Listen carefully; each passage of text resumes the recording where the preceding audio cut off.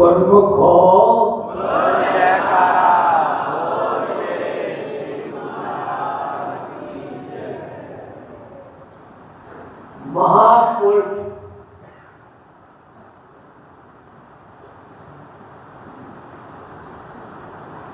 संसार में जीवों की हित में और भलाई के लिए ही उनका आना होता है। जैसे कि हमारे प्रथम पातशाही महाराज जी आए और श्री अनंतपुर दरबार की संस्था की स्थापना की और जीवों के हित के लिए उन्होंने सब कुछ जो कुछ भी जितना समय भी रहे जीवों के हित के लिए भलाई के लिए रहे। इसी तरह जितने पातशाही महाराज जी भी अपने अपने समय में आकर जीवों को इस रास्ते पर लगाया और कोई भी संसार में वक़्त के संत महापुरुष ही जीवों को इस रास्ते पे लगा सकते हैं। क्या सत्य क्या है और असत्य क्या है, सच्ची चीज है मालिक का नाम है, वही बता सकते हैं, दूसरा कोई बता नहीं सकता है। इसे अपने समय में महापुरुष ने वर्षों ने प्रथम पातशाही महाराज जी ने कितना जीवों का कल्याण किया, उद्धार किया है। द्वितीय पातशाही महाराज जी ने अपने समय में इस संस्था को आगे से आगे बढ़ाया। इसी तरह तृतीय पातशाही महाराज जी ने भी अपने जीवन काल में सब गुरुमुखों को इसी रास्ते पे लगा कि नाम सत्य है, बाकी जितनी भी चीजें हैं वो असत्य है, यहाँ रहने वाली साथ जानने वाली क्या है, नाम सत्य जग झूठ है, सुरत शब्द पहचान।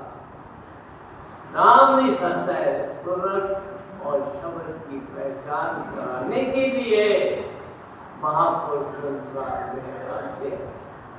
तो गुरुमुखो आज इसलिए ये सिलसिला जितना आप देख रहे हैं ये हमारे चतुर्थ पातशाही महाराज जी इस दिन अपना ज्योति जो काम उन्होंने करना था श्री अनंतपुर दरबार की संस्था को आगे से आगे बढ़ाया और करना सब काम किया उन्होंने और आज के दिन अपने ज्योति ज्योत समा गए।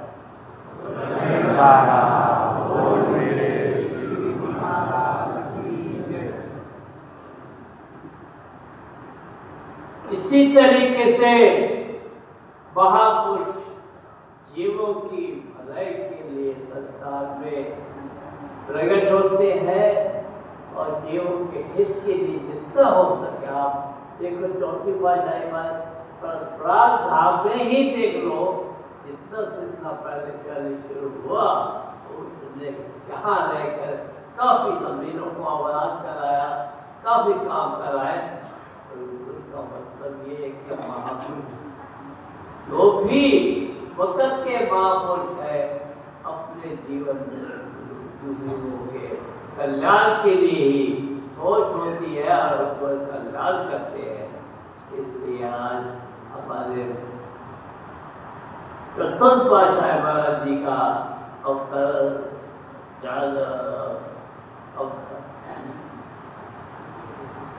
ज्योति दिवस है। इस खुशी इसी में सब गुरुमुखों को बहुत बहुत आशीर्वाद हो। इस तरह वो आशीर्वाद और प्रेम से उनका भाषा उनकी मधुर थी, इसी तरीके अपने घर कर गए, सबको निहाल कर गए और आज के दिन ज्योति ज्योत समा गए। इसलिए सब लोगों को अपना उनकी याद में